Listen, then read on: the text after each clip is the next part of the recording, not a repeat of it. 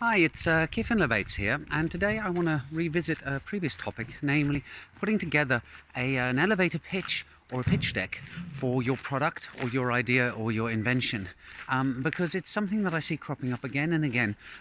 People send me their white papers or their pitch decks, and I read them, and at the end of the 20 or 30 or 40 slide document, I'm actually no wiser as to what it is they're trying to achieve than I was at the beginning. So even if you're not looking for investment, it's worth taking the time, an hour or a day, to sit down and try and distill what it is that you're working on and what the point of it all is. Firstly into one sentence, and then into an 8 or 10 slide max deck that doesn't dig into why the technological underpinnings of your idea are so great, but actually tries to get to the core of what it is that you're trying to achieve. And there are a number of things you need to deal with and actually describe in order to do this properly. Firstly, you need to set the context. So you need to set what the problem is, why it's a problem that needs solving, and who the people are who actually have this problem. So that's the first step. And then the next step is what it is about what you are doing that will solve the problem and bring value to the people that you're solving the problem for. Then you can start looking into what's the scale of the problem, how much are people willing to pay in order to overcome this problem.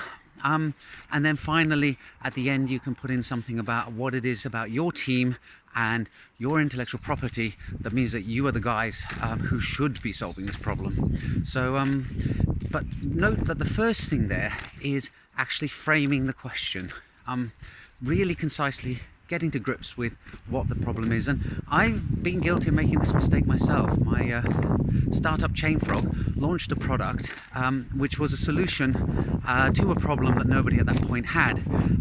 Now that times have moved on, the problem is starting to become more apparent, and I'm actually getting approached by people saying, yes, I think we need your solution, but at the time I couldn't have described to you in a sentence what we were trying to do with our Blockbinder product. We were flailing around trying to fit it onto a problem. So we had a solution and we had no problem. And I think engineers often have this difficulty because we get wrapped up in the excitement with the technology. It looks cool, there's something elegant about it, there's something intriguing, there's like a twist or a light bulb moment, and you think you've got something great. But we're working in the applied engineering sphere when we're making a product. It's not academic research, it's not art. It's got to have a real practical purpose and really bring value to a particular group. And if you haven't got that, then you are basically working either as a freelance researcher or a hobbyist. Hope that was interesting. Maybe you've got some stories to tell about failed products that you could share with us so we can learn. And I hope to see you again in the next video soon. Bye for now.